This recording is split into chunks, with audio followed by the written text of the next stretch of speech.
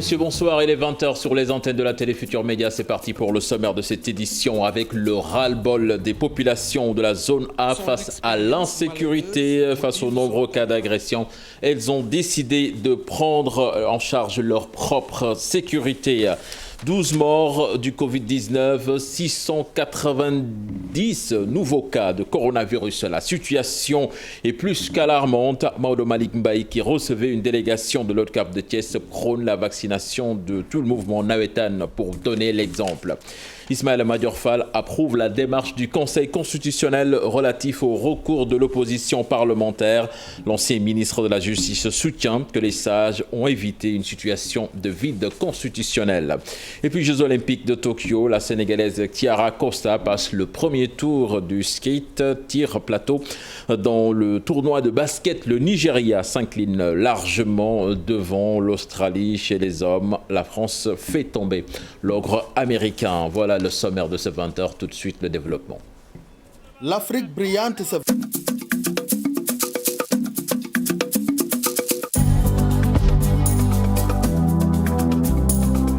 Bonsoir et bienvenue à toutes et à tous. Le Sénégal, endeuillé par le décès de Maboussou Thiam, ancien DG de l'ADPME. Il était également le fils de l'ancien Premier ministre Habib Thiam, décès survenu donc ce dimanche. L'insécurité grandissante à la zone A. Les habitants vivent avec la peur au ventre depuis des semaines, pas moins de 4 à 5 agressions par jour. Eh bien, elles ont décidé, ces populations, de prendre en charge leur propre sécurité. Ils ont fait face à la presse. C'était ce matin, compte rendu signé par Farani et Gafaraba. Son expérience malheureuse motive son combat. Cette dame a été traînée sur la route avec son sac à main par des agresseurs à la Jona. J'étais debout, il y a 2 scooters qui sont venus et ils m'ont agressé. Ils ont arraché le sac. Après, je me suis tombée. Il n'y avait pas personne? Non, il n'y avait personne. Il n'y avait personne. Et vous avez la peur ici? Si, bien sûr. En plus, j'avais du mal à se lever. J'avais vu personne. Je me tournais. Après, je me suis sac bi dafa la mos woon sama loxo après muy gën a xëcc lu ma doon muy diri waaw si lañ ma kii nii tali bi xool sama loxo bi. Depuis des semaines, les habitants de zone A sont envahis par des hôtes indésirables qui hantent leur sommeil. Elle a été blessée en ce moment. Elle a plus sa main ne fonctionne plus parce qu'ils l'ont vraiment blessée et c'était une caissière. Voilà. Et ce matin, une amie de la zone B une sœur qui venait à la messe, a été agressée aussi. Mais heureusement, elle a pu tirer son sac. Le sac s'est coupé, eux ils sont partis. Et c'est toujours des gens en scooter. C'est désolant, mais vous voyez, je suis sûre que tous ceux qui passent ici en scooter, ça, c'est des agresseurs. Wurnement. Non, mais je vous dis, maintenant, moi, j'ai peur des scooters. Pour faire face à ces agresseurs, les populations s'organisent en attendant l'intervention des autorités. À un certain moment, on a averti les autorités administratives. Les agressions, ça fait presque 1 an que ça continue, du matin au soir. Maintenant, on va aller dans un sens. Le pays est en insécurité. Avant qu'on tue un de nos sœurs, une de nos sœurs ou bien un de nos frères, on va prendre nos propres mesures. La zone n'est pas un quartier pacifique. On est là, c'est-à-dire qu'il faut avertir. C'est un avertissement qu'on donne à tous les agresseurs. Si on attrape un agresseur, vous serez enterré à Yoff. Inch'Allah, à partir de la semaine prochaine. Parce que j'ai 15 mois, nous ne. Mais à partir de 21h jusqu'à 7h du matin, il n'y avait plus d'agression dans le quartier. Nous savons que nous commençons à changer eux. On va changer d'eux. On va régler le problème, Inch'Allah, ici dans le quartier. Si les autorités ne nous viennent pas en aide. Des cas d'agression à répétition sapent le bon vivre des populations des quartiers jaunes A, suffisant pour mobiliser tout le monde dans l'optique d'instaurer cette paix durable. 690 nouveaux cas de coronavirus enregistrés ce samedi au Sénégal sur 2341 tests effectués. 12 personnes décédées, donc selon les chiffres du ministère de la Santé.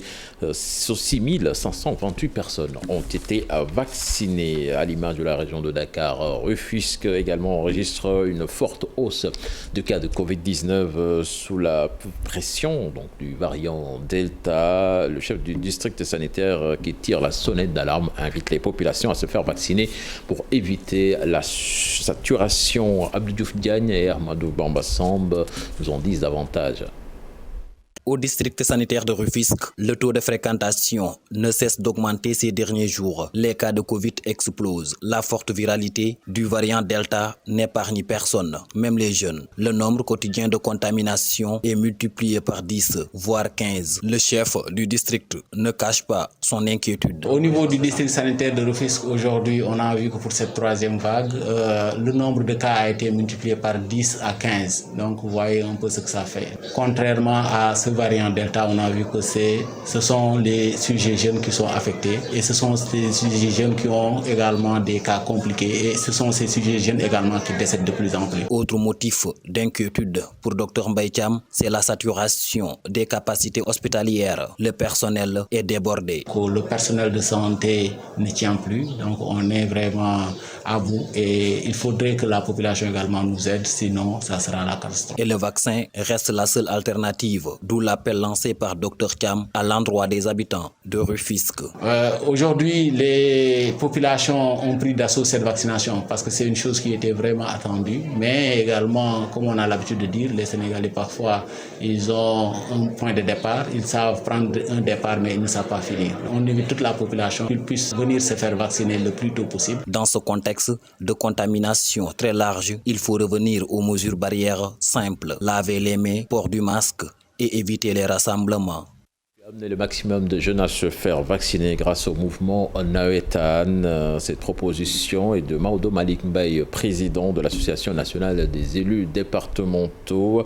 C'était à l'occasion d'une rencontre entre l'ANED et une délégation de l'ODCAV de Thiès en vue de la préparation des phases nationales prévues cette année dans la cité du Rail.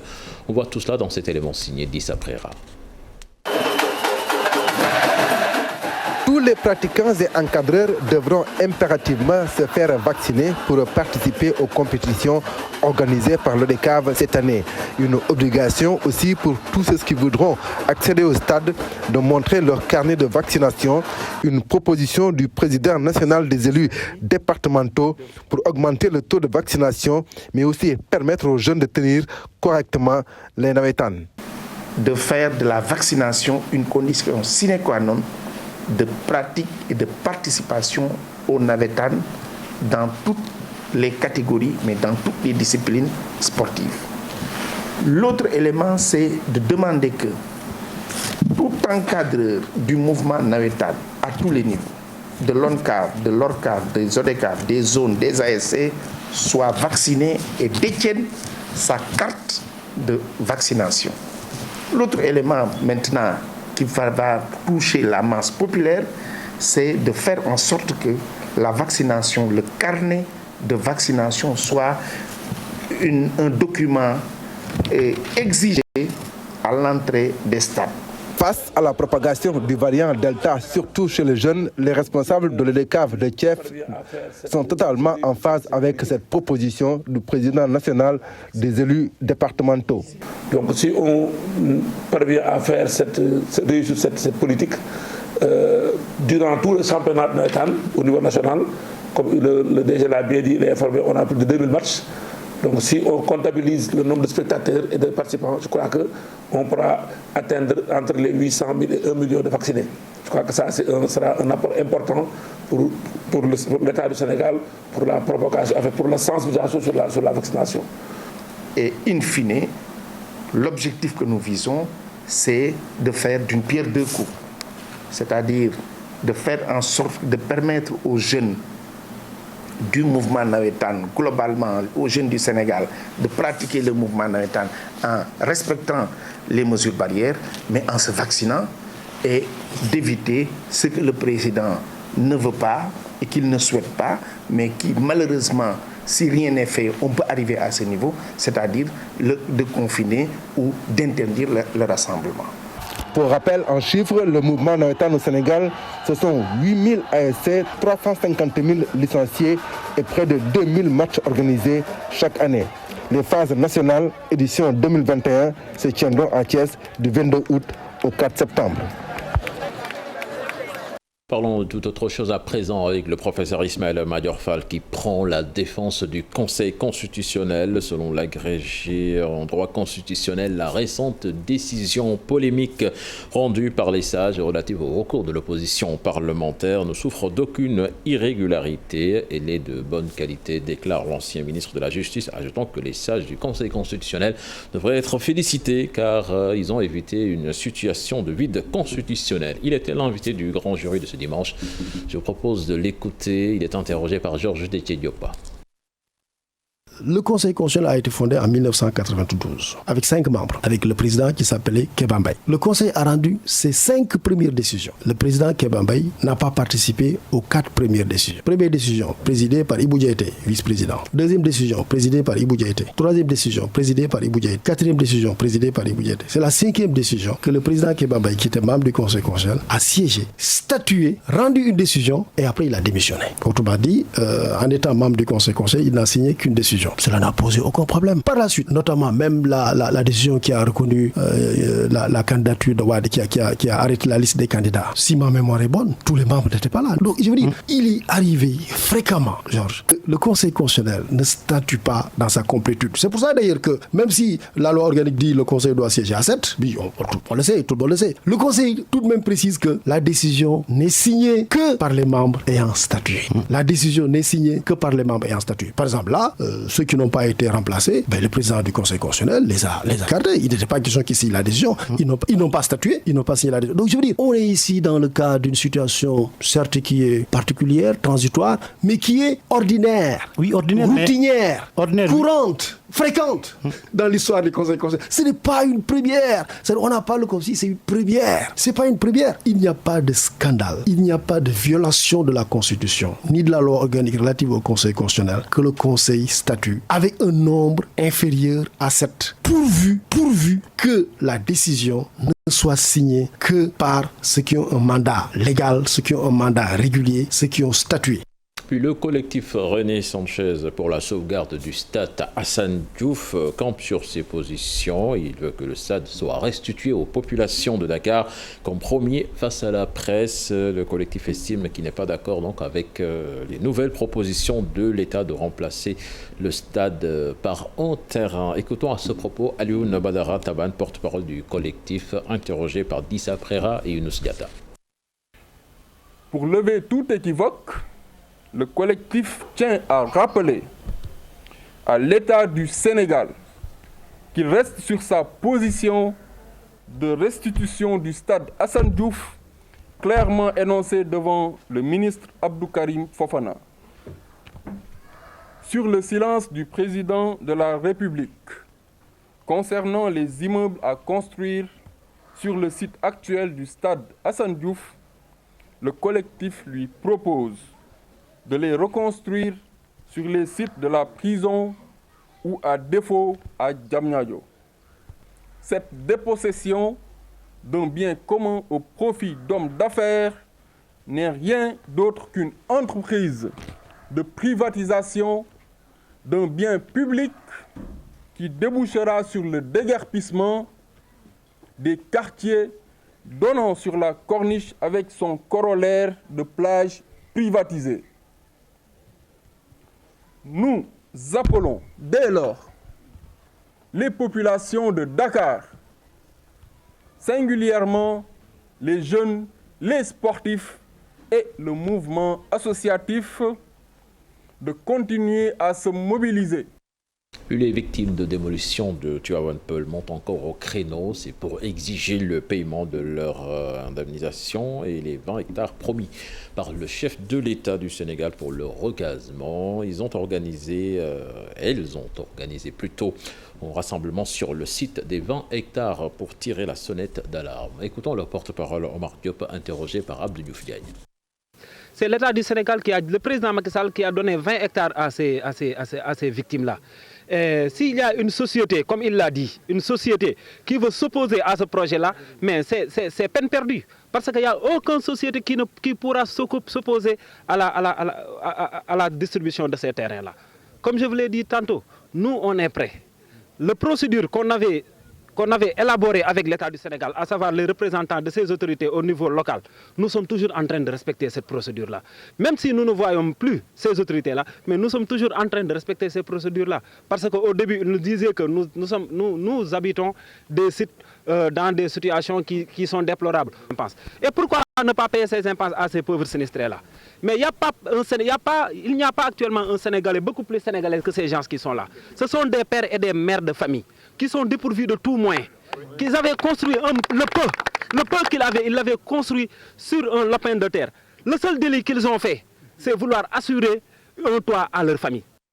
Vous l'annoncez hier dans JT de 20h, les jeunes du village de Djamweli dans la commune de Nemataba qui ont vandalisé l'école primaire et brûlé les tables bancs. Même le logement des enseignants n'a pas été épargné. La cause évoquée, ces jeunes ont voulu organiser une soirée dansante et le directeur a dit niet. Écoutons à ce propos les explications de Momodo Hadiba, directeur de l'école, interrogé par Abdoulaye Diallo. Bonsoir, c'est Momoud Hadiba, directeur de l'école de Djamweli, dans la zone de Nemataba, ici dans le département de Vélingara. Donc, juste comme vous l'avez dit, que hier, à partir de 21h, on m'a fait savoir qu'à l'école, ils veulent organiser là-bas une soirée. Donc, sans autorisation, ils ont décidé de défoncer la porte, le cadenas, pour faire la soirée.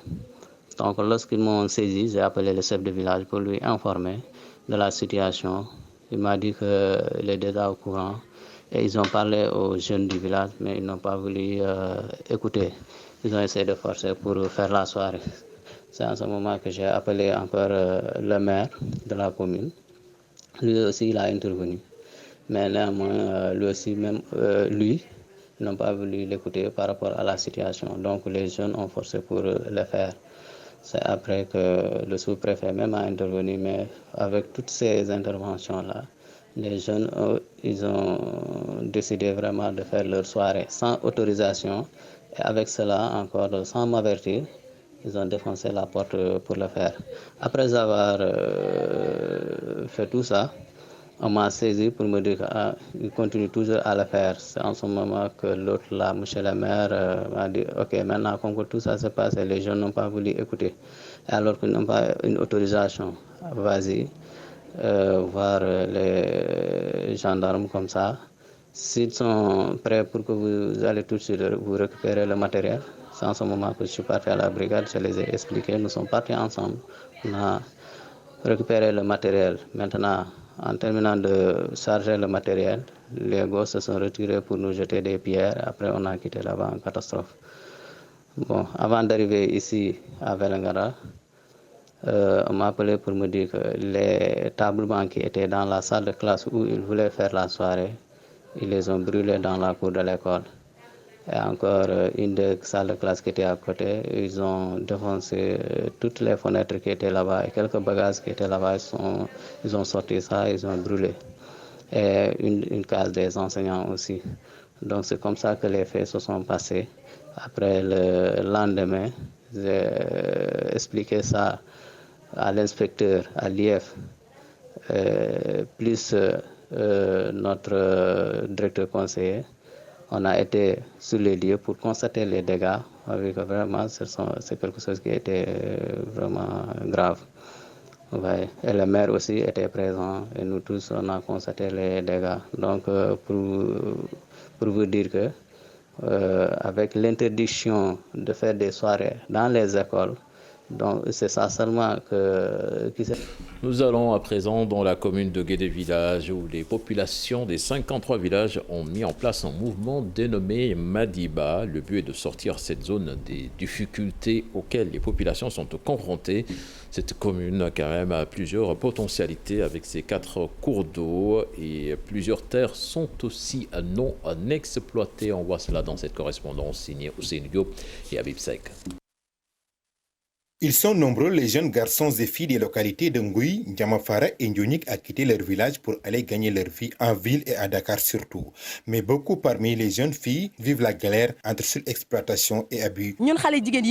Ces jeunes filles que vous voyez ici ne sont là que pour la période de la Tabaski. Elles retournent travailler à Dakar. On n'a ni électricité, ni route. Il n'y a que l'agriculture ici et qui ne marche plus d'ailleurs. À Dakar, les filles vivent toutes sortes d'abus de la part de leurs patrons. Le manque d'électricité et la vétusté de la route constituent, selon les populations, les principales raisons du sous-emploi dans la localité. C'est pourquoi elles se sont mobilisées comme un seul homme pour manifester leur ras-le-bol. L'état impraticable des routes, la mauvaise qualité de l'eau, la mauvaise qualité des structures de santé, il n'y en a même pas. Convergeons vers la localité de Mabo pour pouvoir même charger nos téléphones, charger nos ordinateurs en tant qu'étudiants. Nos mamans aussi qui continuent à piler le mille par la méthode traditionnelle. Les manifestants ont également dénoncé le manque de solutions des autorités locales à leurs difficultés. C'est le président Macky Sall que nous interpellons parce que les autorités locales ont montré leurs limites dans la proposition de solutions à nos difficultés. Venus des communes de Mabo, Ndionik et Katiot, les jeunes se disent décidés à prendre leur destin en main en nous confiant désormais les destinées de leur localité quand des dirigeants capables de satisfaire au moins une partie de leurs besoins. La commune de Ndiébel dans le département de Kaolack liste ses difficultés à travers le mouvement dénommé Andeligue Ndiébel. Les populations de la commune, hommes et femmes, interpellent les autorités sur les difficultés que traverse leur commune et ces problèmes ont été diagnostiqués à l'occasion du lancement du mouvement. Écoutons Aliou Ndiaye, le secrétaire général du mouvement, interrogé par Ibrahima Diamé et Fally Gueye. Dans le domaine des infrastructures routières, la route Sibassor-Ndiébel nous préoccupe au plus grand niveau. C'est une route latéritique vieille de plus de 30 ans. Aujourd'hui, son état est très chaotique.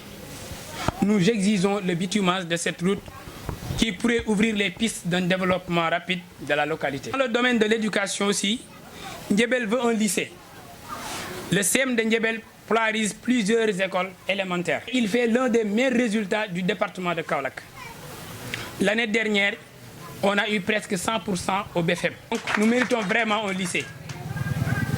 Dans le domaine de la santé, Ndiébel a un district sanitaire qui polarise plusieurs postes de santé. Mais ce district sanitaire n'a même pas un poste d'échographie. Les femmes en état de grossesse sont très fatiguées d'aller jusqu'à Kaolack pour faire leur échographie. Cela aussi fait partie de nos préoccupations. Sur le plan culturel, le foyer des jeunes se trouve dans un état de délabrement très avancé depuis plusieurs années. Cette jeunesse mérite un lieu public ou un centre culturel où elle pourra au moins dérouler ses activités. Chères autorités, nous nous limitons à cette liste de difficultés parmi tant d'autres. Population de Ndiébel, le mouvement Andeligue Ndiébel ne va seulement pas se limiter à des revendications, mais mènera aussi des actions citoyennes dans tous les domaines. Les populations de Gandial également dans la commune de Lambaye se sont oubliées de toutes les politiques publiques au Sénégal, située à 3 km de l'ancienne capitale du Baol. Gandial n'a absolument rien. Structures de santé, écoles et électricité sont les principales doléances de ses habitants. Babacar Diouf. Les habitants de cette bourgade de l'ancienne capitale du Baol vivent dans une insécurité sans commune mesure. Nous parlons d'abord d'insécurité. Cette insécurité qui favorise le vol de bétail récurrent. Le vol de bétail récurrent. Et toujours les autorités en restent oreille sud. Safa Thiaw, le président de l'association des jeunes de Ngandial, pense que cette situation est le fruit de la non-électrification du village. La non-électrification du village est quand même le problème le plus crucial. Nous rappelons à nos autorités que le rôle moteur de l'énergie dans le développement économique, social et culturel d'un pays n'est plus à démontrer. C'est conscient de ce fait que Ngandial réclame sa part des politiques de développement pour répondre aux besoins, aux énormes besoins de sa population. Ce n'est pourtant pas le seul problème. Dans ce village, il n'y a pas d'école, encore moins de structures de santé. Nos enfants parviennent difficilement à poursuivre leurs études au vu et au su des conditions difficiles et atroces, devenant ainsi un frein. L'absence de services médicaux rapprochés faisant que les femmes rallient plus de 5 km pour accoucher, chose que nous déplorons. Pour faire face, ils ont invité l'ensemble des fils de la localité à s'inscrire sur les listes électorales, ce qui constitue à leurs yeux une bonne arme. Les exportations de mangue du Sénégal sont passées du simple au double cette année, avec une production au record au Sénégal. Le directeur de la DPV était dans la région de Thiès, une zone pourvoyeuse de mangue. Il a salué les efforts consentis par les acteurs du secteur. Charanta Diop, c'est la terre. Le Sénégal est un pays qui joue un rôle important dans l'approvisionnement du marché européen en mangue. Les exportations sont orientées vers l'Union européenne. Malgré le fait que la filière est confrontée au vieillissement de certains vergers et au défaut d'entretien, des résultats significatifs ont été enregistrés. Les objectifs sont atteints parce qu'en réalité, cela se traduit déjà dans les statistiques de nos exportations de mangue aujourd'hui. À la date du 11 juillet, nous sommes pratiquement à 13 000 tonnes de mangue exportées sur le marché international. Nous avons visité, disons, une dizaine d'entreprises, un échantillon assez représentatif qui nous permet de dire que si effectivement les mousses de fruits sont maîtrisées et que la campagne continue, on peut atteindre des niveaux records. Plusieurs acteurs de la filière mangue ont insisté sur l'urgence de mettre en place, en collaboration avec l'État, la DPV, un système qui permettra de prendre les bonnes décisions relatives à la promotion de la mangue made in Sénégal. On dit mangue sénégalais, bonne mangue, mais mauvaise qualité. C'est pas possible. Il faut qu'on travaille ça, il faut qu'on améliore ça. Et pour l'améliorer, il faut ouvrir des centres comme ça à tous les exportateurs et puis qu'on puisse jouer en tant qu'équipe. Et puis là, on facilite la tâche à la DPV. Quand les gens que vous surveillez sont groupés, c'est plus facile de les aider. Nous reconnaissons beaucoup l'appui, ce qui est très intéressant dans nos exportations. Depuis 2004, la filière mangue était confrontée à des attaques répétées des mouches de fruits, en particulier l'espèce invasive dénommée Bactrecera dorsalis, qui provoque des pertes de récoltes énormes. Mais actuellement, la productivité de la filière mangue a augmenté. Sport à présent, les Jeux Olympiques de Tokyo. Chiara Costa, la Sénégalaise, a passé le premier tour du skate tir plateau. C'était cette nuit, donc, lors des Jeux Olympiques de Tokyo. Pour le moment, c'est la meilleure performance des athlètes sénégalais engagés dans cette compétition. L'aventure, donc, continue pour cette dame de 46 ans qui permet au Sénégal de se relever après les éliminations de Ndeye Binta Diong et Ibrahima Diaw, tennis de table. Le Nigeria écrasé en basketball par l'Australie. L'Égypte et l'Afrique du Sud battus lors de leur deuxième sortie en football. Ahmed Afnaoui, nageur tunisien de 18 ans, paré d'or. Et puis les faits saillants du round-up de l'actualité signé Chersali Boudiara. Pour la nageuse sud-africaine Tatiana Schoenmaker, 24 ans, ce n'est pas encore la médaille, mais un record olympique établi. Un chronomètre d'1 minute 4 secondes, 82 centièmes. En football, pas de victoire pour les sélections africaines lors de la deuxième journée.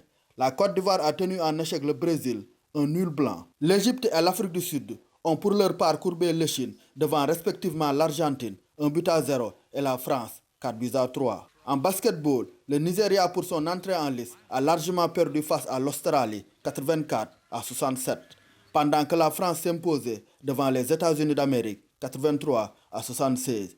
La première grosse surprise dans cette discipline. Et puis en mode basket, avant de finir cette édition, demi-finale aller des playoffs, le Dakar University Club s'impose 79-68 face au Saint-Louis Basket Club. Et puis en football, les Girafes de Dakar s'imposent au tir au but face à Bourg-Petite-Côte au deuxième Coupe de la Ligue. C'était en match retard, temps réglementaire en but partout. Les Verts et Blancs se qualifient pour les quarts de finale de cette compétition.